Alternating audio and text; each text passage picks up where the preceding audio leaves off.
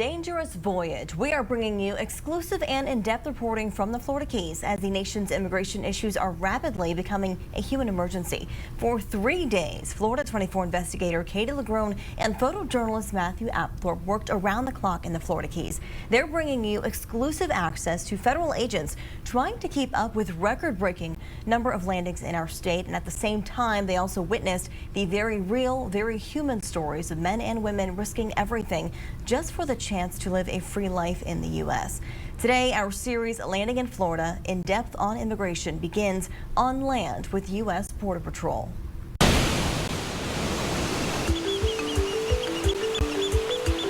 Take a ride along the Florida Keys, and it's clear why this 180-mile stretch of blue water Atlantic coastline is a destination for tourists. But look a little deeper. 220, 120. And this unique arc of islands along the Florida Straits, the southernmost point just 90 miles from Cuba. For us, it's a border security mission.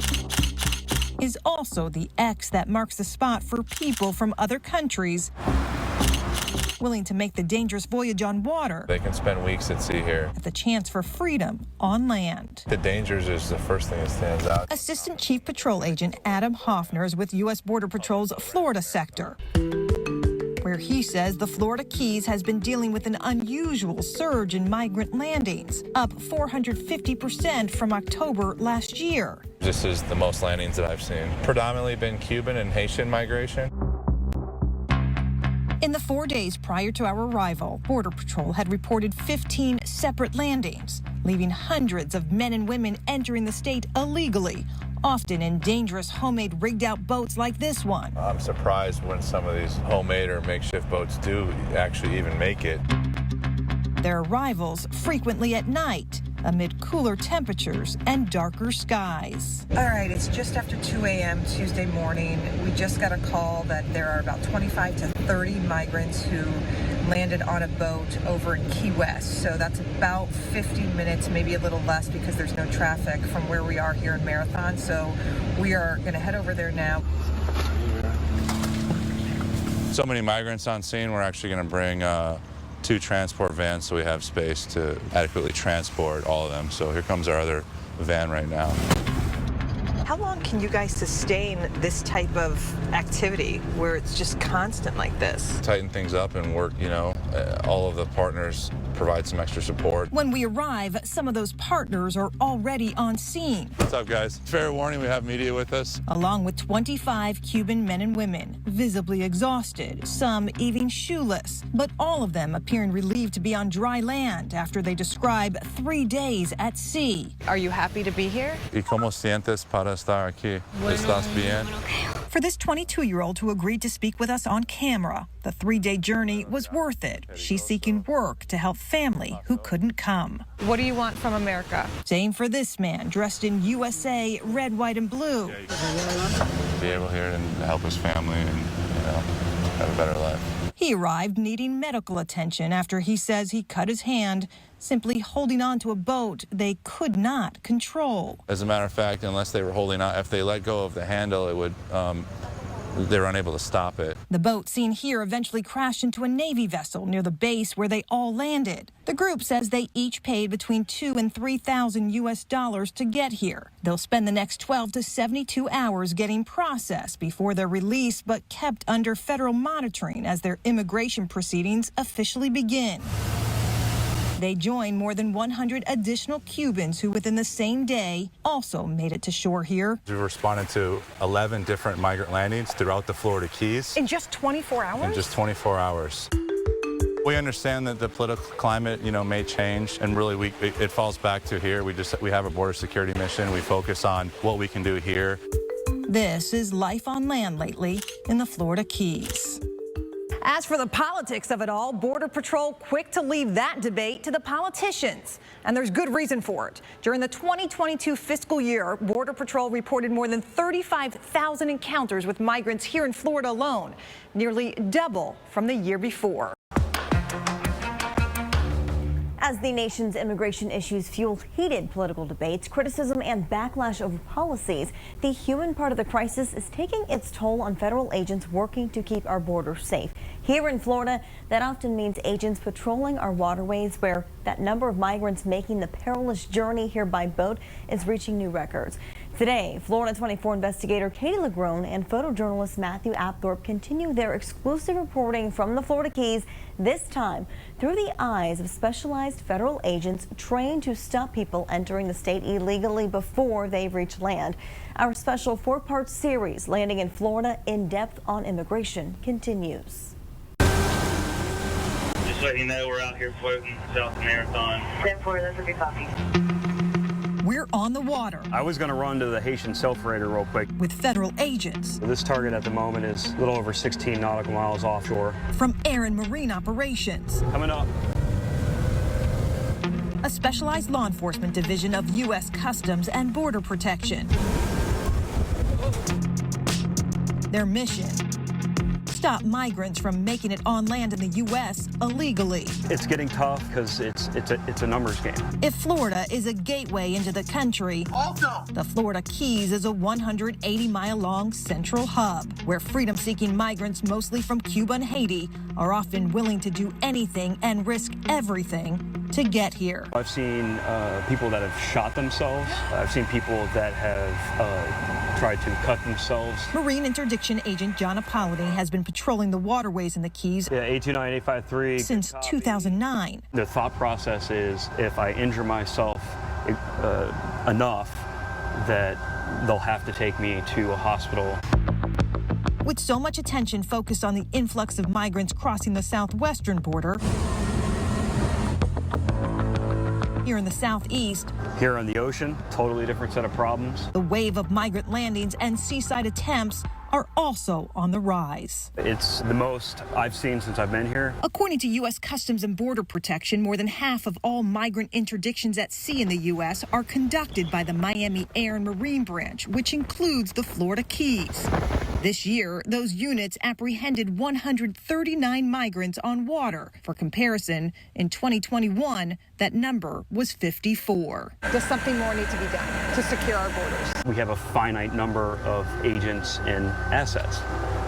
So that being said, it does get tougher every day with the more that come, the harder it is on us. To help control the surge, agents from borders around the country are now doing 30-day rotations here. This agent hails from the northern border in Michigan, Plotting a course to a possible target of interest. stopping people from entering the state illegally on water 33.5 nautical miles west of us. begins with tracking them in the air.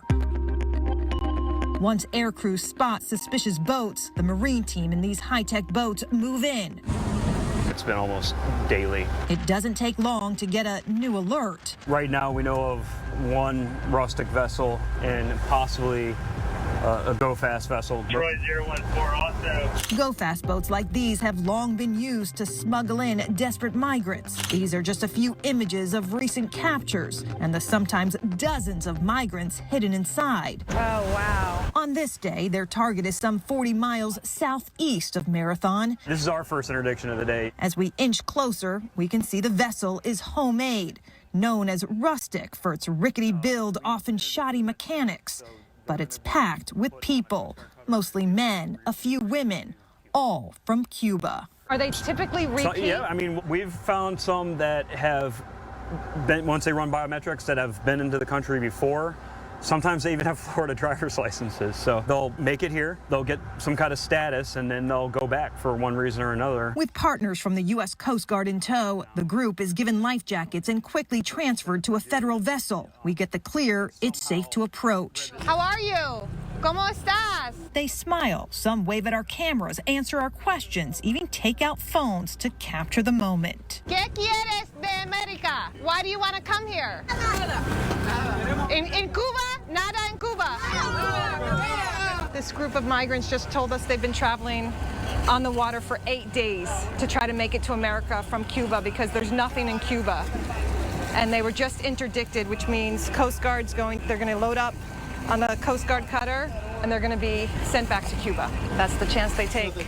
closer look at their wood frame boat. Jugs are for water or fuel. Shows just how risky this week-long journey was. The first interdiction of the day complete. Everybody was safe. That's all you can hope for. And on to the next one. And on to the next one. They are images we are all too familiar with. Scenes of people making dangerous and treacherous journeys over the border into America. And this week, we've been sharing stories from the front lines of the immigration battle right here in Florida, where our waterways have become gateways to a dramatic surge in migrants entering the state illegally. But what happens once these individuals make it to dry land here? Today, we have part 3 of our special 4-part series, Landing in Florida. Florida 24 investigator Katie Lagrone and photojournalist Matthew Apthorpe were granted access inside the U.S. Border Patrol station in the Florida Keys to get a closer look at the journey to freedom. Our series, Landing in Florida, in depth on immigration, continues. Outside the U.S. Border Patrol station in Marathon Key, I'm picking up my nephew. we met Omar Karkachi. How did he get here? He got by the rough. He hasn't seen his nephew in more than 20 years. He called me from this office.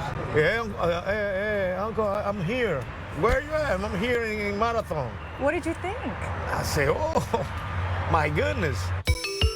His nephew among hundreds of Cuban migrants who have landed in the Florida Keys in just the last month.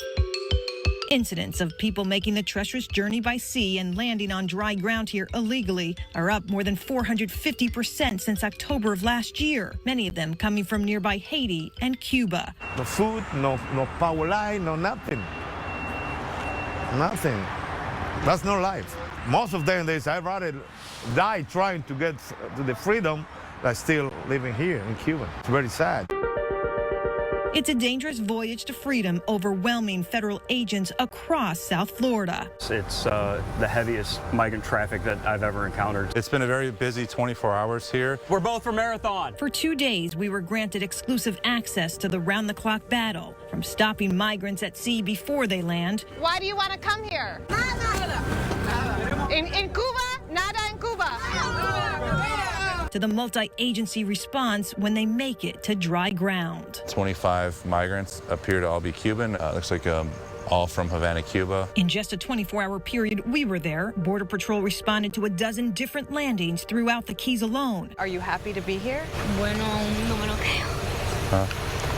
This 22-year-old woman from Cuba agreed to speak with us on camera and explained she's seeking opportunity and work in America. After 3 days on the water in this rickety homemade boat with mechanical issues, the people she came with, visibly exhausted, some shoeless, are patted down for drugs, weapons, then loaded into government vans, where they'll be taken north to Marathon and processed here at the U.S. Border Patrol's main station in the Keys. It's been nonstop. Every surge has its own challenges. Peter Daniel is the patrol agent in charge. I think we're doing everything we can right now. He grants our cameras limited access inside the station where people who land here illegally are processed. This is the intake area where we make sure that the migrants are properly fitted for clothing that fits them, that's dry and clean. Storage bins of non-perishable food and drinks are also on hand. We notice packages of diapers, formula, even car seats. Do you get a lot of babies, a lot of children? We've taken in migrant families before with younger children, yes. We walk a little further to what's known as the detention cell area, where each person is held in a group holding cell,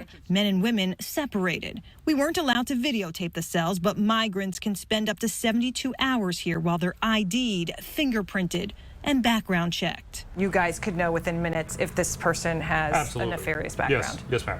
And what happens if they do?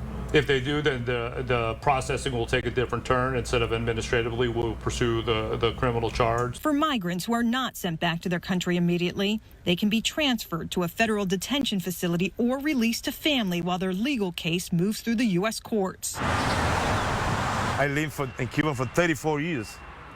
I never was free. Which brings us back to Omar, When I put a foot in this country, I feel the freedom right there. who describes his own perilous trek on water. And way here in 1994, 4 people died, 2 marriages, 2 guy and their wife, and 1 10-year-old boy. The memory still hard 3 decades later. They screaming. I don't want to talk about that. a nightmare for me. I still have nightmare with that. But today, he says, is a good day. Wow. I'm very excited, man. Wow. I'm so emotional. He was like this when the last time I saw him. After a few anxious moments, he's big. He spots his nephew. ¿Qué te pasa en los ojos?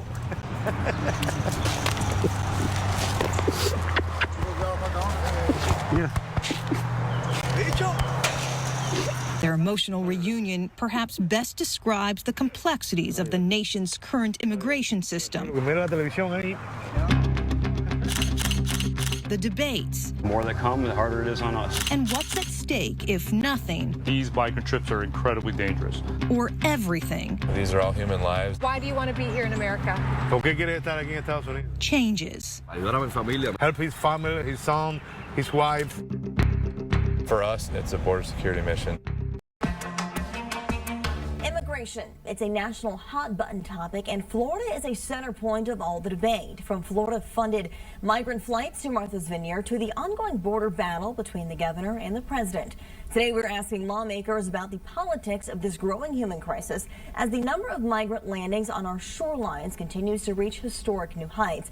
This is the final part of our four-part series, Landing in Florida, in depth on immigration.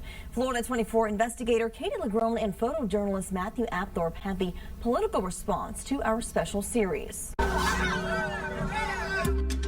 When it comes to the politics of illegal immigration in Florida, do you believe that something more needs to be done to control our borders? Florida Senators Chevron Jones and Ana Maria Rodriguez walk traditional party lines. I believe that Florida should be a state that welcomes individuals with open arms. Jones is a Democrat representing parts of Broward and Miami-Dade counties. Rodriguez, a Republican from Miami, whose district also includes the Florida Keys. I don't agree with the overall policy of having an open border and letting everyone in. So many migrants on scene. So we showed them our recent findings from the Keys, the state's main seaside point of entry, where our cameras caught the round-the-clock response to migrant landings on shore. In the last 24 hours, we've responded to 11 different migrant landings throughout the Florida Keys. In just 24 hours? In just 24 hours. And interdictions at sea. It's the most I've seen since I've been here. Both reaching record highs this year. When you see what's happening over in Cuba, when you see what's happening over in Haiti, that's why many of these migrants are fleeing there and trying to find places where they can provide for their families, because it's a humanity issue that we're battling right now. It's very indicative of what's happening at the national level under the Biden administration, which is basically telling the world that we're open. Senator Rodriguez, whose parents are from Cuba, where most of the migrants who land here illegally are fleeing, co-sponsored the state's new immigration enforcement bill last session, aimed at thwarting illegal immigration into the state. I know you supported DeSantis's crackdown on illegal immigration, but how effective has it really been if now we're seeing here in South Florida agents dealing with record numbers of illegal migrants landing ashore? Since you mentioned DeSantis, he has sent some of these folks who have come here in droves to other parts of the country. She's referring to the governor's controversial migrant flights to Martha's Vineyard back in September, when Florida paid to fly nearly 50 migrants out of Texas, then abandoned them on the elite Massachusetts island. So do you think that it was a good use of Florida taxpayer dollars to transport migrants from Texas to Martha's Vineyard? I think that again, sharing that responsibility with all the other states is a good idea. I'm not asking you that question, Senator. I'm asking you, should we have paid for it? I think that states who are on the border, like Florida, Texas, Arizona, and so forth, should also spread that responsibility to other states. So yes, I think that they need to do that. Any crackdown on illegal immigration is going to be received with a critical view from various sectors, including Democrats like yourself, but at some point, does a crackdown need to happen? You can enforce the law.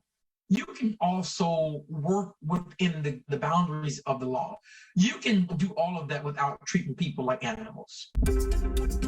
Neither lawmaker could specifically explain how, as the number of migrants landing on Florida shores continues to rise. I spoke with Katie earlier about this 4-part series and what her experience was like in the Florida Keys. Katie, you spent about 48 hours on assignment, and during that time, the landings were essentially nonstop, right? They were, actually. And, you know, there historically have been a lot of trends when it comes to surges. I mean, the fact that there's a surge happening is not unusual. 2022 is certainly presenting, in terms of the numbers, higher than normal surge. I can tell you some perspective, Jen. At one point, when we were woken up about 2 a.m., we had told them, look, we're available 24 hours while we're here. They called us saying that there was, and indeed, another migrant landing at about 2 a.m. in Key West. We go down there and tend to that scene. By 8 a.m. that morning, I got another call from our Border Patrol agent, who was sort of our point man, and he said, Katie, they're everywhere. At that point, in a 24-hour span, they had over a dozen migrant landings, which was unusual and really historic. So these landings are really happening at all hours of the day. And immigration has been a big talking point as we head into the final days of the election cycle. But many of the Border Patrol agents you spoke with for this series did not want to get into politics. And why do you think that is? Right. I mean, look, we tried to go there with them, but I think on their end, that's just, as they say, we're going to leave the politics to the politicians. They very much maintain the sentiment that, look, this is a border security mission. Obviously, generally speaking, this is sort of an issue that I think is often presented sort of very black and white, and there is so much nuance to it. And they were staying away from any kind of talk of politics. However, at one point, as we sort of pressed a little bit on that topic, they did say, look, the reality is we only have so many agents. We only have so many assets, and so the more migrants that do come, it does end up getting a lot tougher on them. I can tell you also that because of the surge that's happening, I mean, 2022 is presenting numbers that, as I mentioned, that really are historic for Border Patrol, specifically in Florida, along South Florida. They are now having to recruit agents from borders across the country on 30-day rotations just to handle the numbers that they're seeing, both those migrants who actually make it to land and, of course, those who don't and are interdicted at sea. And Katie, your reporting is really offering us good perspective from all sides of the issue here. Katie, thank you.